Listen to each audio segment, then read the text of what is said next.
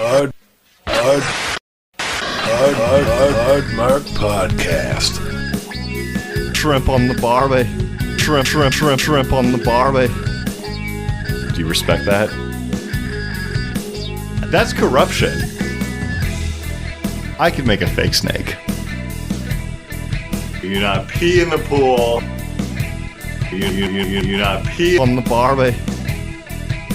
All of myself is clean. Broadcasting from Hungary. Take it away, Markbot 5000. Hello. You don't know who I am, but I know where you live. Welcome to the Hard Mark Podcast, a show where Eric Donaldson, wrestling fan of over 30 years, and a man that has been asked to be the Reverend for 4 weddings, introduces one match per show to his paranoid sidekick, who has never watched wrestling.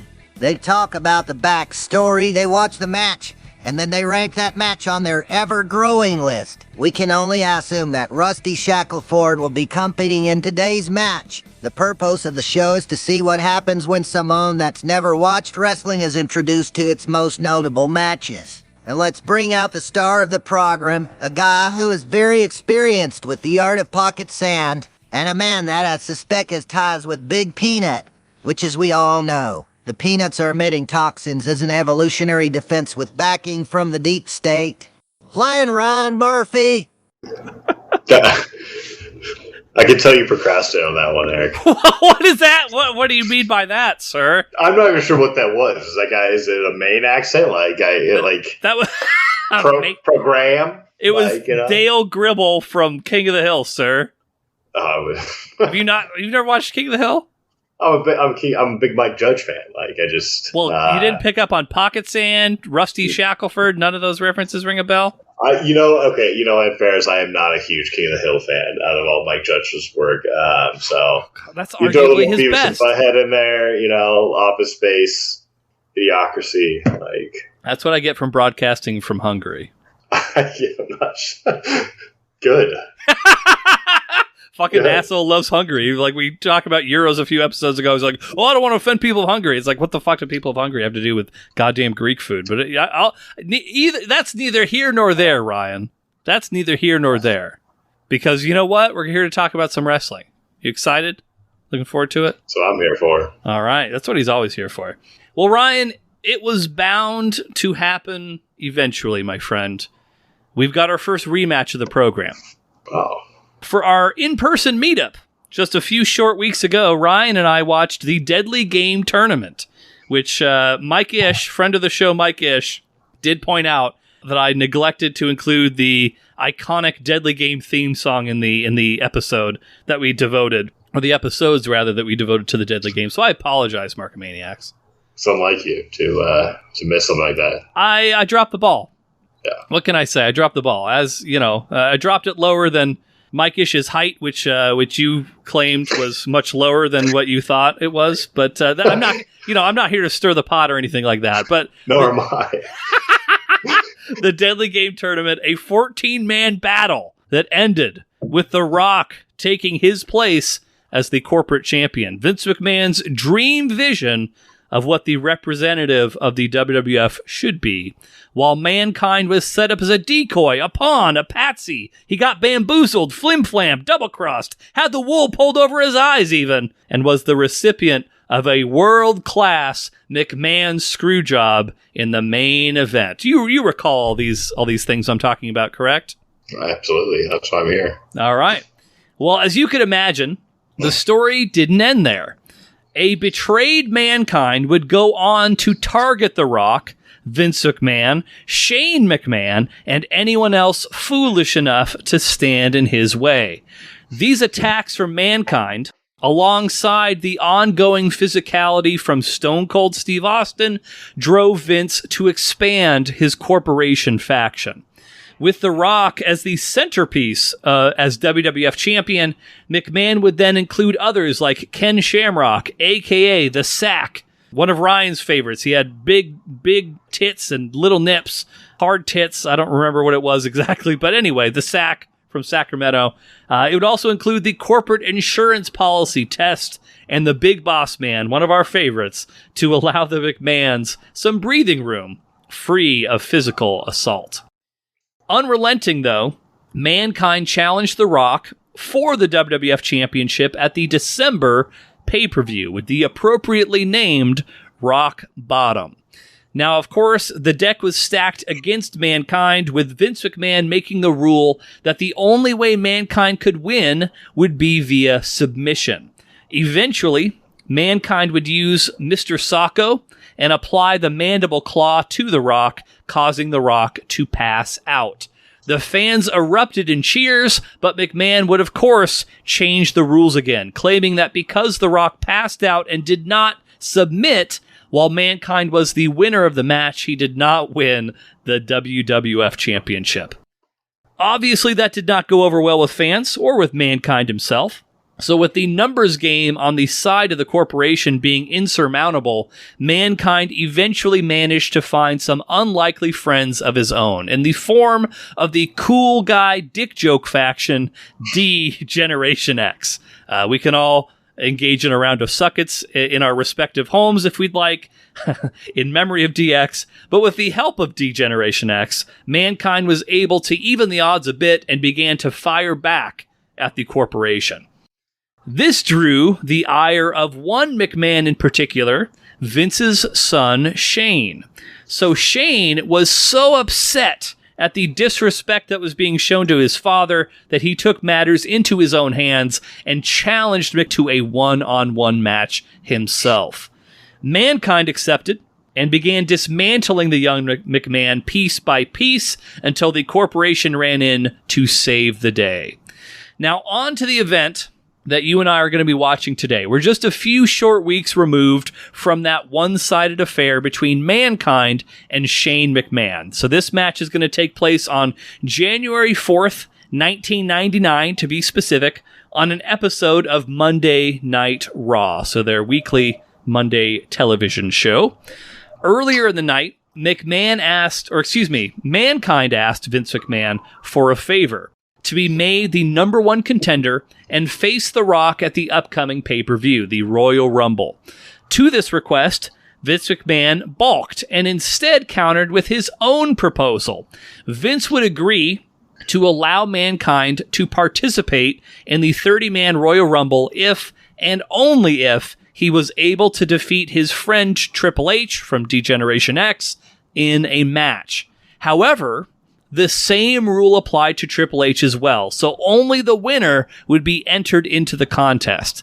And to add one last wrinkle to this offer, the referee of this match would be none other than Vince's son, Shane. So with little other recourse, Mankind accepted. So let's go ahead, we'll take a look at the end of the Mankind versus Triple H match right now. Shane McMahon, the official in this matchup. So that's Vince's son Shane as the referee. How old's his son in this? Ooh, he's probably in his 30s. Oh, early fuck. 30s maybe. When was he born? Don't forget, Mr. He'd be McMahon. 99. $100,000 bounty from the Rumble. Born in 1970, so he'd be That's about right. 29. Mankind, who twice before in the past 2 months. Look at Triple H now over the top rope. Good move. Triple H. Oh, wait a minute, it's over. You gotta do that more often. Like Shane McMahon guy. The McMahons have once again screwed Mankind. I mean, I'm a Mankind fan. I like the quick count. Sure. Quick count. Yeah, no, unconventional. Very unconventional. Hey, I'm sorry, but business is business. That's right. Business is A business. win is a win, and when it comes to the WWF title, I'll take it any way I can get it. You got it. Well, Triple Hey. H.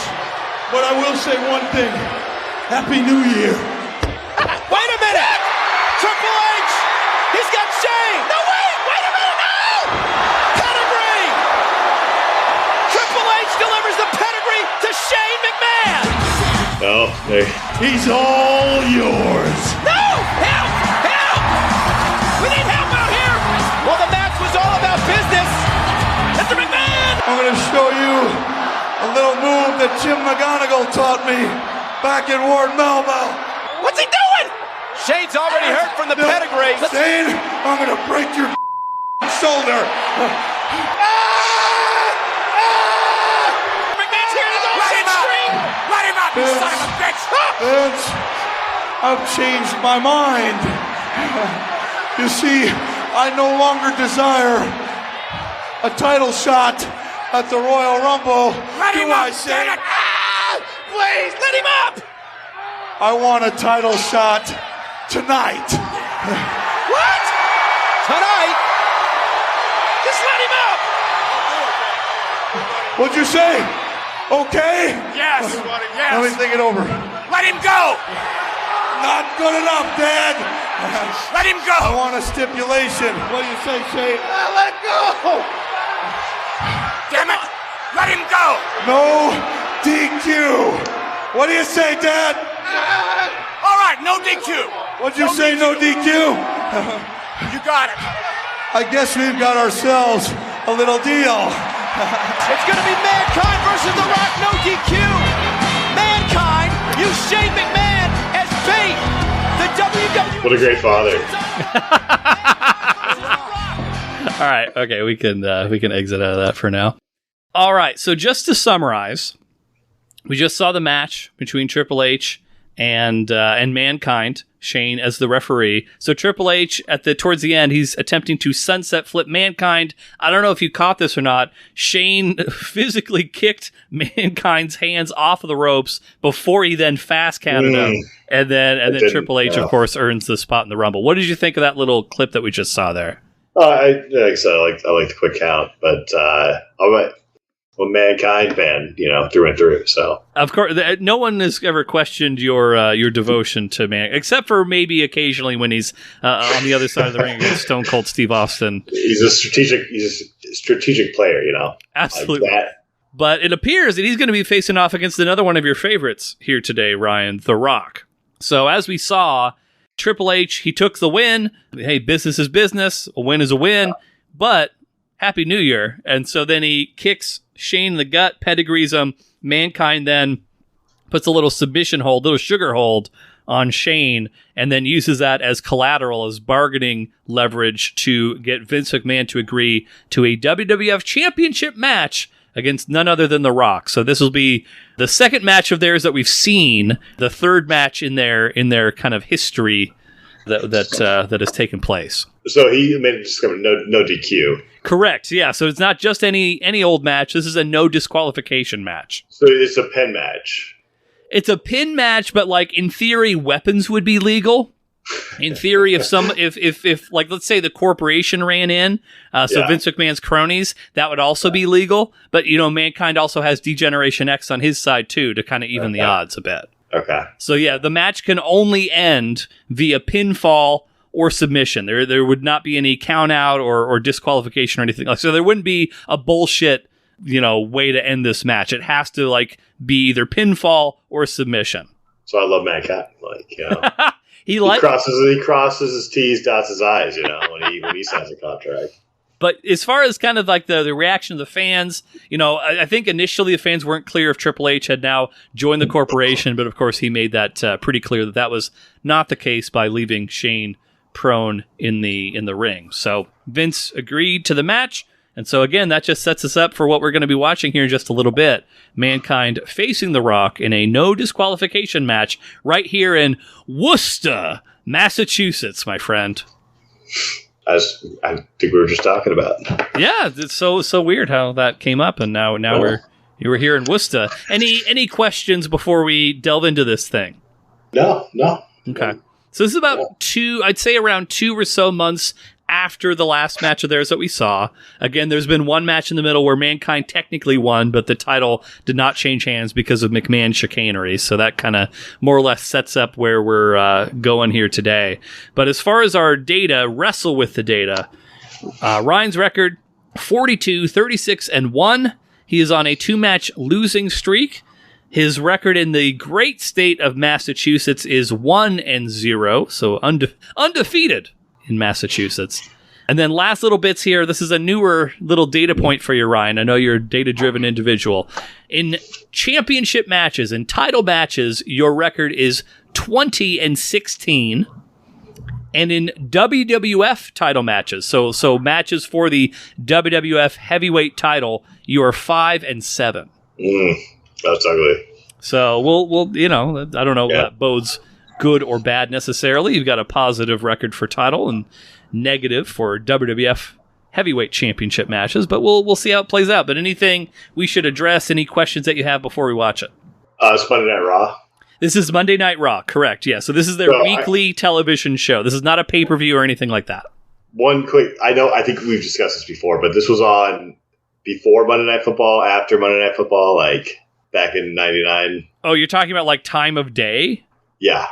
So like ordinarily, I think it would probably be running concurrent to Monday Night Football, but this aired on, what did we say, January 4th? So I'm pretty sure it was playoffs. Yeah, you're right. Yeah, it would have been playoffs. So I don't think that they would have necessarily had any competition at this point in time. Okay. All right. Yeah. That was my question. So no, I'm good. All right. Well, we will watch the match. When we come back, we will give you our thoughts on Mankind versus The Rock from Worcester on Monday Night Raw. Thank you, everybody. That gold is the centerpiece of this company, the WWF Championship. I mean, could you imagine Mankind on the cover of the Southwest Airlines magazine with Mr. McMahon? Oh, come on, that'd be a joke. No disqualifications. The corporation on one side of the ring, D-Generation X on the other. Well, obviously The Rock is here. Obviously he's just checked Mankind in to the SmackDown Hotel on the corner of Know Your Road Boulevard and Jabroni Drive. Maybe a little thirsty, Mankind. You want some water here? No! Look out! Somebody help The Rock! Wait a minute! Mankind's looking real good. Yeah! The kid's showing a lot of testicular You're looking great! Look this way! Look this way! And there's Socko! Not that stinking sock! Mankind is locked in the mandible claw with Mr. Socko! Mr. McMahon, you gotta do something! The Rock may be out! No disqualification! And there's Billy Gunn! Billy Gunn on Shamrock! DX and the corporate team are going at it! Look out! What? Oh no! Stone Cold is here! Oh no! Stone Cold is here! Look out, Mr. McMahon! The rattlesnake is here! Look out! Oh, Stone Cold with a chair! He pulls Mankind on the Rock! No! No! Don't do it!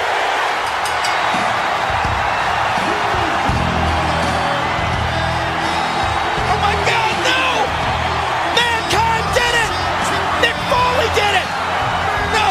Stone Cold did it! Mankind has achieved his dream and the dream of everyone else who's been told you can't do it! No! You can't do it! You can't do this!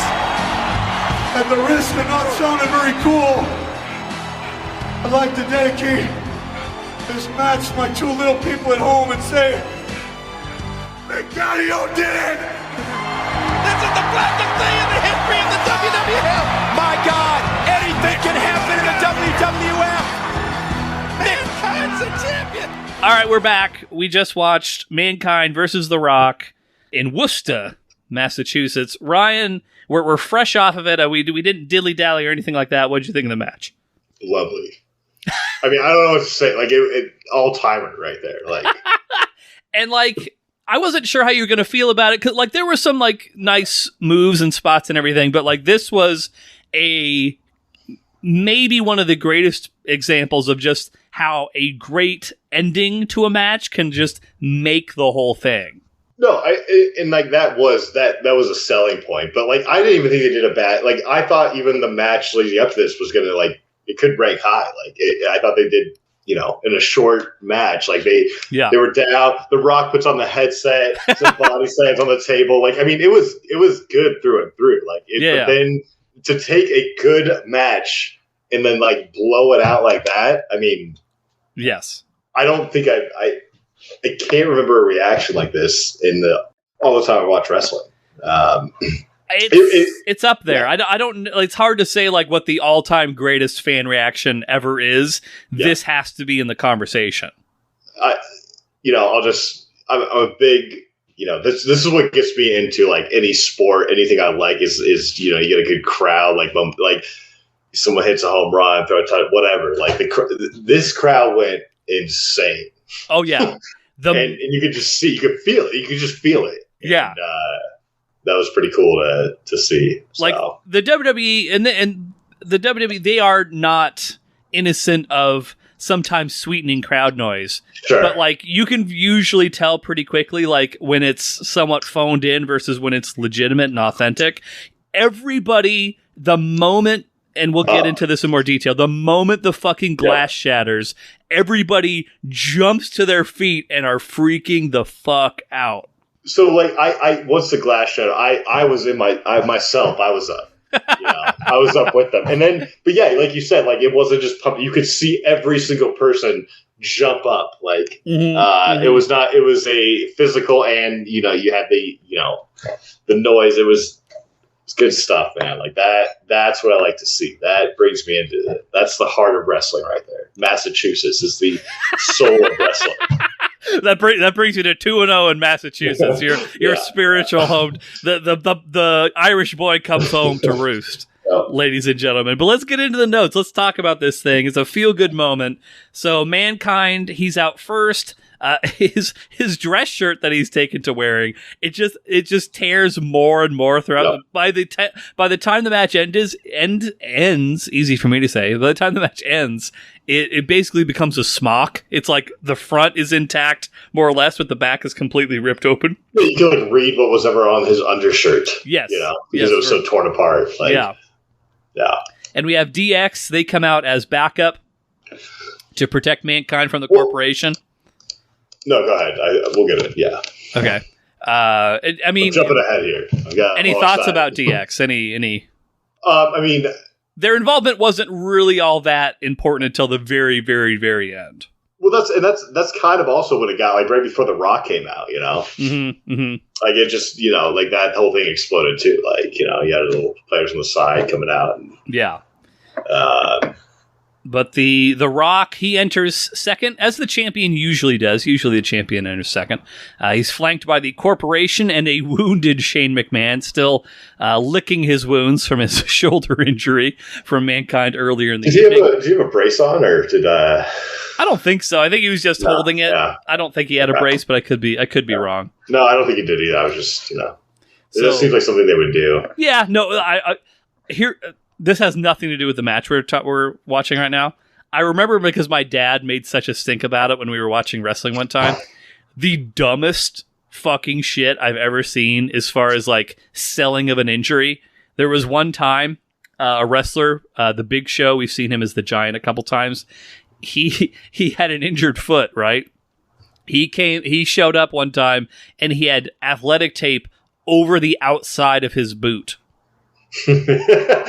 I mean, your dad's spot on for that criticism. I'd be right there with him. Like.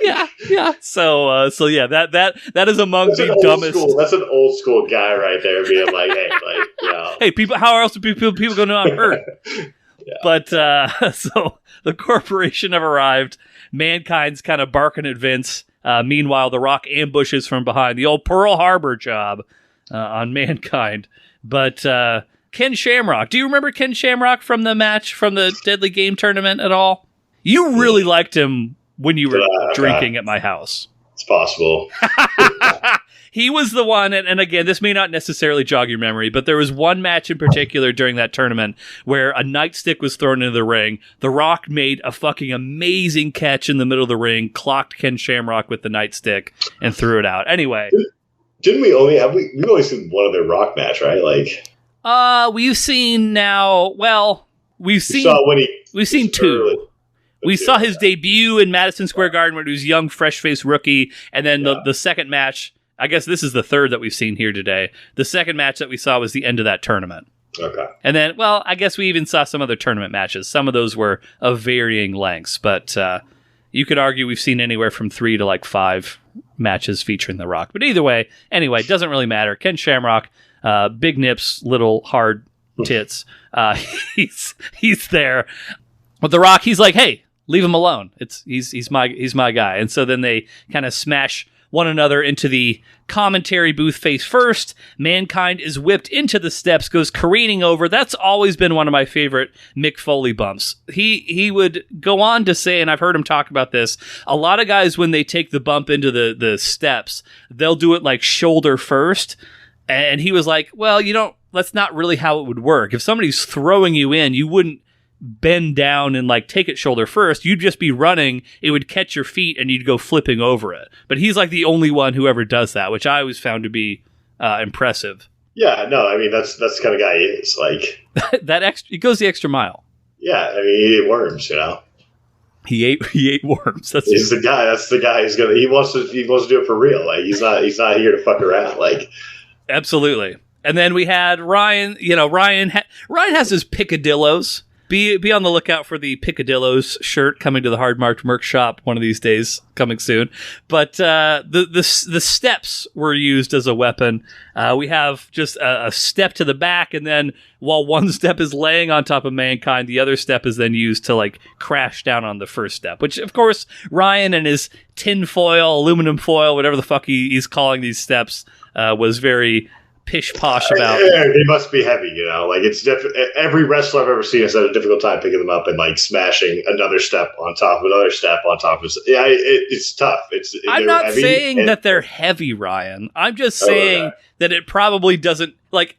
I don't think it's the most painful thing in the world, but I don't think it's like pleasant to have like a metal thing, even if they are like 20 pounds ish, like hitting you in the back. Eric, I will take a staircase to the back if it gets us some content. All right, we get some sponsors, a little money flowing in with some like give me stairs to the back, give me stairs to the back, and then another set of stairs to that set of stairs to the back. Like, I mean, I'll take it. I saw a match recently. It was the most brutal looking stair spot I've ever seen in my entire life, and it just happened maybe just a couple weeks ago. It was like a newer match? Yeah, it was a newer match, yeah. I'd never seen this done before. So basically what happened was the wrestler in question, so the stairs were just as they are on the outside of the ring, right? Just set up that way. The guy got thrown backwards into the steps, like into like the edges of the steps, like back first, and the back of his head went into one of the edges of the steps. It was fucking gnarly looking. I can see that hurting. I'm sure it did. I'm sure it did. But this was not that. This was just throwing steps at people. But either way, we'll move along from there. We don't want to put Ryan in a bad mood. But then we've got a suplex on the floor, always a good time. And then maybe one of your favorite bits of the match, aside from the ending, Rock takes the headset from Michael Cole, begins narrating, commentating his own match. And it was good. It was good commentary too. It sounded like a I'll say authentic, Oh yeah, he's a regular boomer esiason that Rock. Put it on. It's not like he belonged there, Mm-hmm. So nice touch on his part right there. A regular Tony Romo. Absolutely, a little CBS wrestling, This is no TNT, but Mankind, he fires back. He picks up the headset. I know we were chitter-chattering. Mankind, his brief line is very funny to me. So, like, we have the only actual announcer who still has his headset is the bad guy announcer. Yeah. Again, a lot of franticness. I don't blame you if you didn't pick up on this. But after Mankind takes The Rock out, he then picks up the headset. Mankind's looking real good. And then Jerry Lawler's like, you're looking great. And just to, like, kiss up to him, so he doesn't beat the shit out of him. And then Mankind, the kid's showing a lot of testicular fortitude. And then Jerry Lawler's like, hey, yeah, keep looking over here. And so meanwhile, The Rock's getting the ring bell ready. And then, of course, as soon as Mankind turns around, gets clobbered with the bell to the face. All I noticed, like, initially was, like, them talking a lot of shit about Mankind. Like it's, yes. And maybe it was just one announcer or the other. It was, yeah. On, but, like, I only heard most of the shit talking going on against Mankind, like, during this match. So. Because he was the only one that had his headset on for, like, that chunk of the match. But yes, he was a lot more anti-Mankind than Michael Cole was anti-The Rock. Michael Cole was trying to be like neutral, whereas Jerry Lawler was very pro-Rock, anti-Mankind. So I don't want to jump too far ahead, but so the right fielder comment, was that pro, or was that?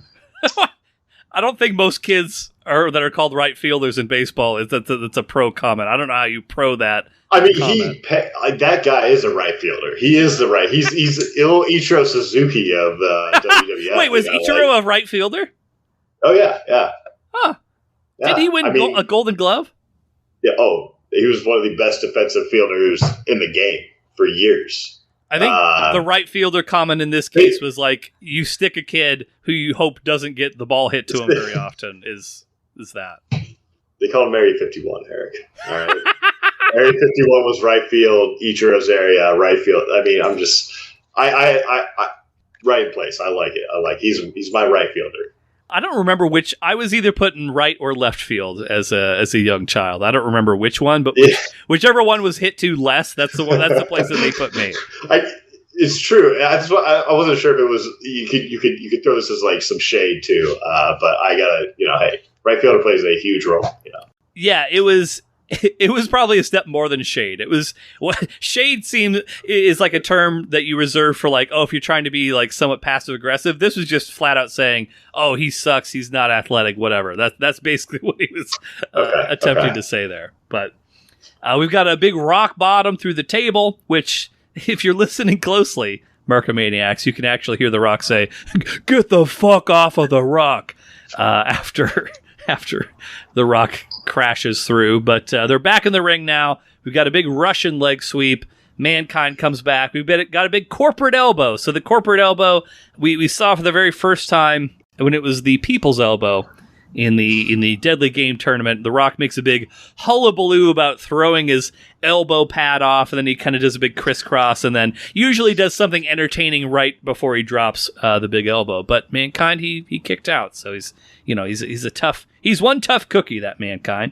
But we got a belt shot by The Rock. The Rock uses the title belt to hit Mankind in the head. We're meant to think, that might be the end of the match, but Mankind kicks out. Test slides the belt back in. Mankind ducks. We've got a big DDT on the title belt. Then he begins signaling for Mr. Socko, which of course is stuffed down the front of his tights. Grabs it, puts it on his hand, and then stuffs it down The Rock's gullet.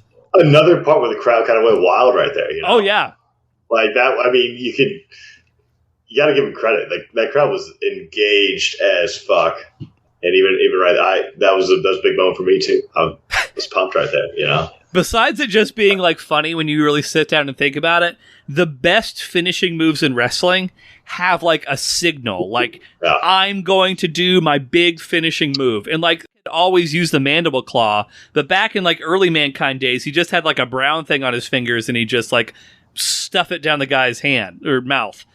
With Mr. Socko, now he's got production to it. Now it's like, I'm going to pull my shirt up, I'm going to take this sock out, and when the sock goes on the hand, now you know it's fucking time. And so anytime you have something like that, it doesn't always have to be that, prolonged and sort of signaled, but anytime you have something like that, the crowd always is going to, get on board with that a lot more than they would otherwise. So, in my opinion anyway. But, he stuffs it down The Rock's gullet. We got Mr. Socko on. Things are not looking good for The Rock. And then Ken Shamrock, the forgotten son, Ryan's favorite guy, as it was a few short weeks ago. He runs in with a steel chair, smashes it on Mankind's back, breaks up Mr. Socko. Big move. The chair to the back? Yeah. And it kind of gets lost in the shuffle of everything. But it's a big move. We're not sure what the fuck's going on anymore.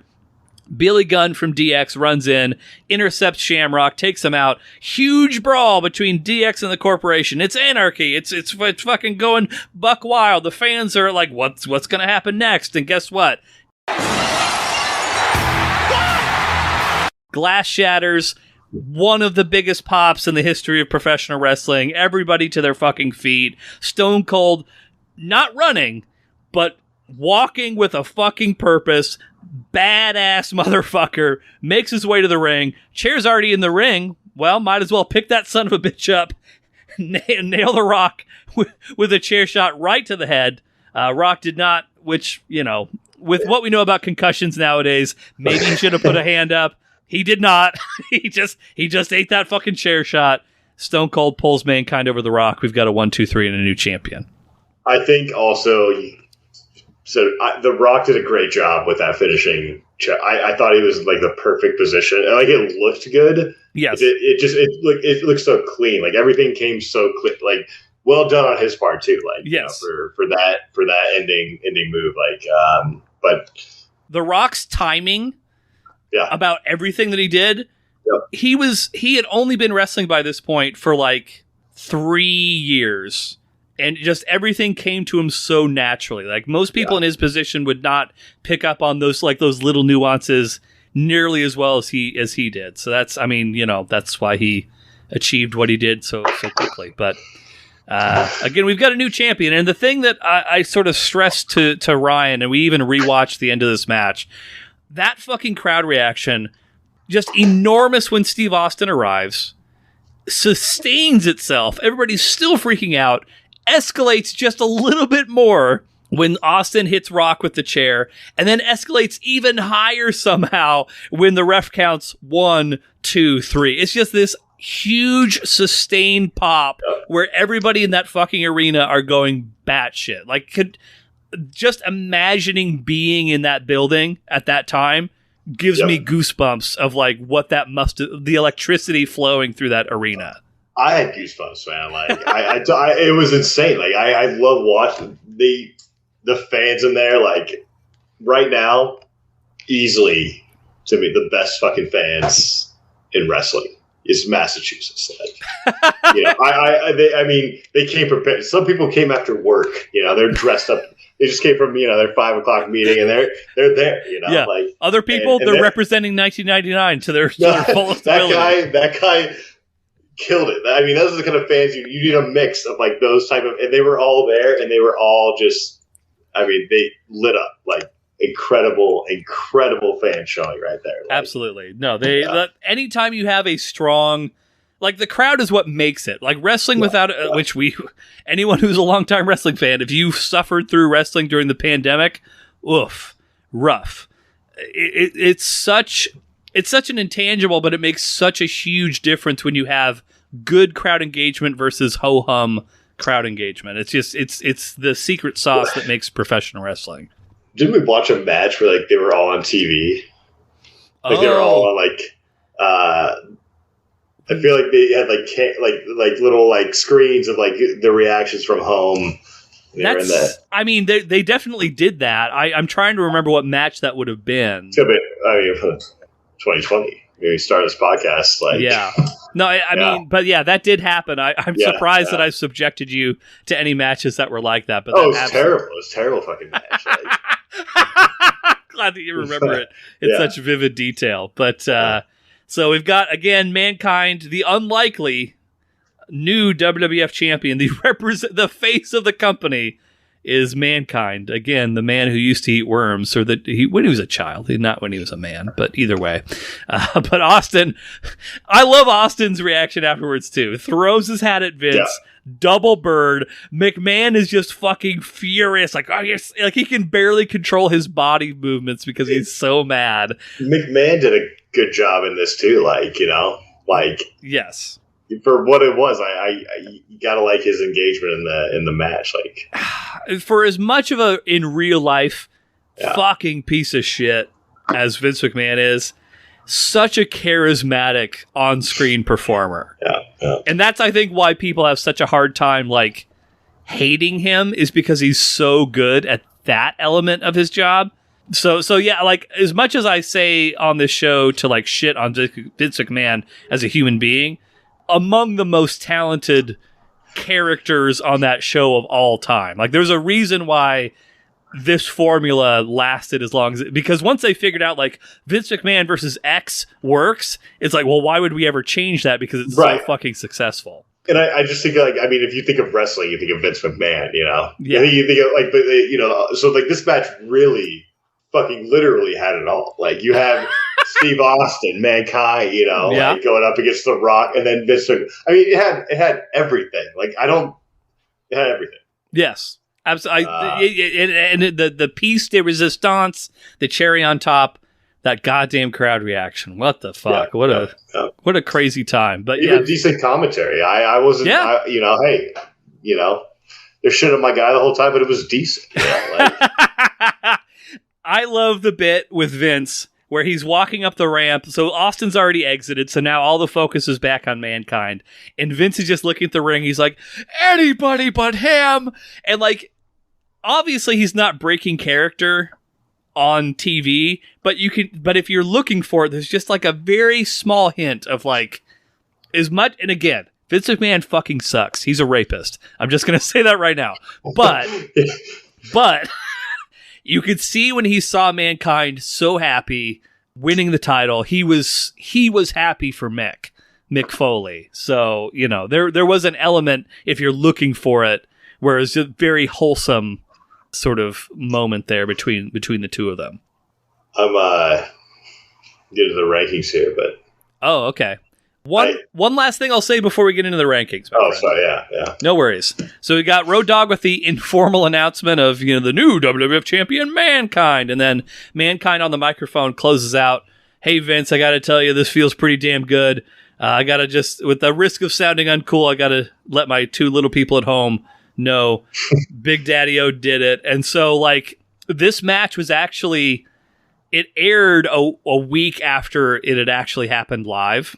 So Mankind, Mick Foley, was at home watching this show live with his kids. And so as soon as he wins the title on screen, he pulls the belt out of a bag and the kids are just freaking the fuck out. Did they show that? No, there's no video or anything of it, unfortunately. Yeah. But one other quick aside before we get into the ranking. So we've talked about, obviously there was a rivalry between WCW and the WWF. Like, both companies had their own pro wrestling shows that were on at the exact same time every single Monday night. One of the strategies that WCW did, especially when they first started airing on Monday nights, was that they would give away the results of the WWF show, which was like considered to be like fucking heresy. Oh yeah, in pro wrestling. Because the WCW show was always live every single week. They never pre-taped. Whereas the WWF, especially in like 95, 96, they were trying to like save money, so they would tape two shows back to back. And so the second show would be pre-taped. And so they did that a lot early on.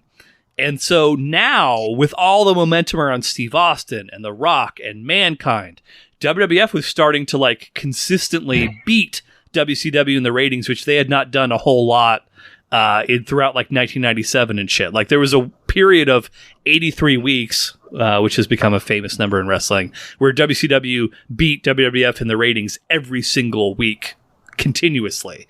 Now the WWF starting to come back, and so the head of WCW, Eric Bischoff, was like, well, what can we do to like cut into the momentum of WWF? So the night that this all happened, they gave away the result of the main event. Let me find beforehand. Yes, before it happened. So if you were channel flipping, or if you were just watching Nitro, they gave away the result of Mankind versus The Rock. Could you not be like, were they not suing over that? Like, I don't know.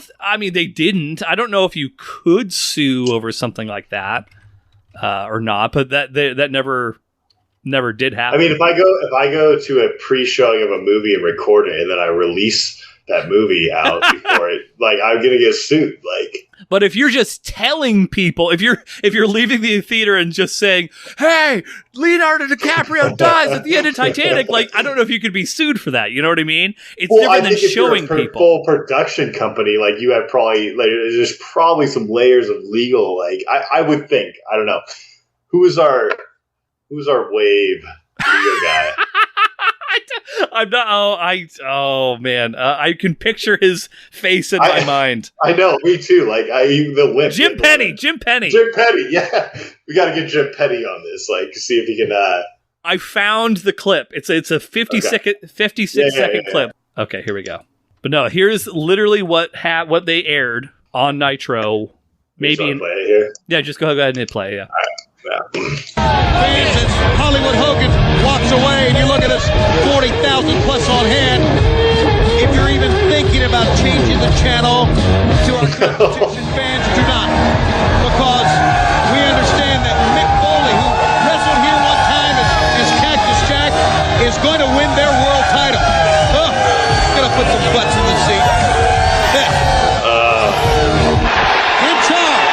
Fans, I want to reiterate something that I talked about before the commercial break. If you're thinking about changing channels to our competition, we want to let you know that unlike us, they've got their show in the can. Their show's been taped. Later tonight, Mick Foley, who once wrestled here as Cactus Jack, is going to win their world title. I mean, that's going to be their world champion. They blatantly fucking just said it twice. Twice. Like they're like, oh, like we thought it was, but then they're like, oh no, like if you're just tune away, like that's crazy. Like I would think they would. Like I don't know what legal grounds they have, but I'm just saying like that's crazy. Like so, I didn't realize they did it twice until right now. I only knew about the one time. Here's the cherry on top of this fucking story. As soon as they said that, fucking hundreds of thousands, if not like 1 million people turned the channel because they wanted to fucking see Mankind win the title.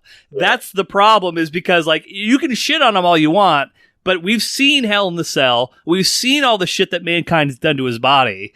The fact that like he had such goodwill with the audience, that immediately was like, holy fuck, I want to see that. Were they like, was that a little bit of like, were they conglomerating a little bit? Like, I mean, it seems crazy, but like you said, like if they moved 100,000 or 1 million viewers. Yeah. I mean, because I would do the it backfired. Like, the short answer is it fucking backfired. Like they thought they were giving it away so people wouldn't want to switch, but because people wanted to fucking see that shit, everybody turned the fucking channel to watch it. That's crazy. Yeah. No, that's so I love those side notes. I love the competition. That's a little like wrestling on top of wrestling. Yeah, everybody likes wrestling on top of wrestling. That's my favorite. But anyway, okay, so that's the full complete story of that match. Let's get into the ranking, my friend. I know you liked it. Let's talk about it. Yeah, no, I wasn't trying to like. I was looking at it and I didn't realize Mankind's got 2 of the 3 and they. Fucking amazing. Yeah, he's about to have 3 of 6 or So okay, we got ladder match number 1. No, it's not a ladder match. That was an ECW match. It was ladder match number 2. Yes, ladder match is number 2. Yes, correct. Okay. We've only had 3 you can stop clicking. Oh, right. Okay, you're right because we did have. Okay, all right. There's only 3 matches that have occupied the number 1 spot, which Will Ospreay versus Shingo was the very first number 1 that we ever had. Once we had like 2 matches, and then Michaels versus Razor ladder match was number 1 for a very long time. And then RVD versus Jerry Lynn. That was a good match. That was a great fucking match. That was a great match. Now was the like there's element like what's your mindset right now? I mean, for sure, it's fucking great. I think it goes above Will Ospreay. Okay. I think. So you're considering somewhere in the top 3, then it sounds like. Yes, in the top 3. Okay. So yeah, we've got the ladder match at 2. I think the biggest pro for this match is that crowd reaction. Like none of these matches that we've seen that are in that space have just the batshit. Like we've never seen a match that had that reaction to it. So like that occupies its own space there. I think as far as the in-ring wrestling element, I think. Well, like, and again, this match wasn't bad or anything like that, but like RVD versus Jerry Lynn was fucking great, as was Shawn Michaels versus Razor Ramon. Yeah. But I think it's all, but like the commentary of this match also very good. So it's just weighing those different pros and cons. I think I want to leave. I think I want to put this in new number 2. Okay. I think it was. This is what wrestling means to me. This match, but I think it's a fair spot to put it. All right, I will fill out the rest. So number 2, we're I think it's number 2. Yeah. The last one is currently ranked. I guess this will put it down to number 20. So yeah, quite a upgrade from the previous Rock versus Mankind match. Mankind's just out here killing it like that. Yeah, he is. Jiminy Christmas. I wouldn't have never have thought that he was going to have so much representation here on our list. But yeah, he's all over the place. What's the lowest Mankind ranking? I see one that was 19. I think it's currently ranked 20. Well, I guess this will put it down to 30. So Cactus Jack versus Hunter Hearst Helmsley, which again is 29 now, but once I update everything, will be 30. I think that is the lowest one, if I'm not mistaken. Yeah, that was a great match. This is I haven't gotten excited about a wrestling match like that in a little while. So I'm just glad I could set the tone for your big Denver vacation. Yeah, no, this is a great entry into that. I'm fired up now. Like. Just watch that clip over and over and over. Perfect. Well, we got a new number 2. I'll take it. You know what? Anytime Ryan adds something to our fucking amazing, which is rare. I mean, again, it's rarefied air. We only have now 6 matches in that category. So anytime we can get that, I'll take it. But we gotta finish this sumbitch out with a little segment that I like to call Eric's Wisdom Tree, and Ryan's little nipples are being suckled upon. Have you ever seen a third nipple before, Ryan? On a human? What? This is pre-wisdom, by the way. This is not part of the wisdom tree. I mean, I was assuming that you would be about a human. Well, I think other parts of other species have 8 nipples, dogs have plenty of nipples. So yes, it's not a. But have you ever seen a third nipple on a human being before? I don't think in real life. No, I think I. I'm not even sure I've seen one on. Or probably I've seen like 3 boobs, like alien movies, but I don't think that really Total counts. Recall. Yeah. Third nipples don't really look like nipples. Like it's Chris Paxton, isn't it? He has a third nipple. If anyone on this show, it's going to be Chris Paxton. Senior hemorrhoid correspondent. Yeah. I don't think he does. To my knowledge, he would talk about it a lot. I feel like if he did, but like anytime I've ever seen a third nipple, it doesn't really look like a nipple so much. I mean, looks like a zit. It's like a big or a mole. Yeah, it looks like more like a mole most of the time. Or anything. Oh, Zac Efron has a third nipple. Huh. Interesting. That's cool. Greta loves Zac Efron. Do you love Zac Efron?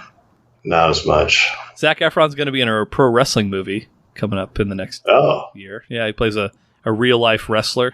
Zac Efron actually does a pretty decent fucking job. He's really good at Neighbors and Neighbors 2. We were really high watching it, but he did a pretty good job. Taste in movies fucking sucks, dog. What? Nothing. Don't worry about it. How about inverted nipples? Any opinion about inverted nipples? Not anything strong. I knew a man. Hold on, let me take that back. A man. I knew a guy that I went to high school with. Does that sound weird? I don't think it does. Sounds weird as much as a man. But a guy that I went to high school with had inverted nipples. Then he pierced his nipples with a safety pin, and they became outies from there. Extroverted. Yeah. They went from being inverted nipples to being normal. Was he self-conscious about this? Is that why he did it? That wasn't expressly said as the reason, but maybe. Yeah, hard to say. But anyway, none of that is the wisdom. I just had nipples on the mind. But here's the real wisdom, Ryan. Did you know that butterflies are actually pretty neat? Yeah, I feel like you're starting to say things that are so much less controversial. I can't. How can you argue with that? I've never been. This has not ever been the controversial thing. It has been the controversial. I think if you were to rank your Eric's Wisdom Tree topics, front to back, it's gotten significantly less controversial. Every time I'm I want to pick at your fucking Eric's Wisdom Tree a little bit, but I can't because you're saying shit like this. Just because you're saying butterfly shit, Eric. Butterflies are neat. I don't think there's a single person in this world who could. If anyone argued against that, I think they'd be wrong. Like they are neat. If you told me that fact like a couple months ago, I don't know that I would have agreed. I would have just said, "Fucking okay, yeah, sure, whatever." They're just bugs. Eric, there's butterfly. I just went to a butterfly exhibit back like less than 6 months ago. Like, is this a date? No, I mean, were you a solo man going to a fucking butterfly exhibit? You creep. Eric, we were at a butterfly exhibit, all right, and yes, butterflies are neat. They're beautiful little. They have spots on them, and they fly, and they're like, and they come from their caterpillars, and they cocoon, and then they just. I mean, they're neat. I don't think anyone who's going to argue this point, like Do you know? Okay, so you hit on the point that I was trying to make here. Do you know what actually happens in the cocoon? No, I don't. Yeah. So I found out what happens in the cocoon. That's why they're so neat. Okay. So here's what happens inside of a chrysalis, otherwise known as a cocoon. First, the caterpillar digests itself, so it releases enzymes to dissolve all of its various tissues. So while all this is happening, if you cut open that cocoon, it would just be like ooze. It would just be soup. Caterpillar soup that would ooze out of this chrysalis. So, and let's get a baseline for this. Like in this kind of, so like caterpillar. Do all caterpillars turn into butterflies? I would have to Google that. Which for the record, I'm not Microsofting it. I'm Googling it. You're not binging it. I'm not binging this, for the record.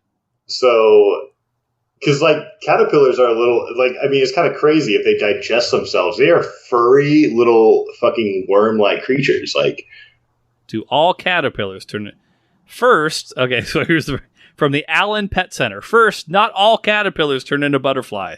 Some turn into moths instead. I didn't know that. Well, that's okay. So it's kind of was secondary to butterfly. Like yeah, exactly. Yeah.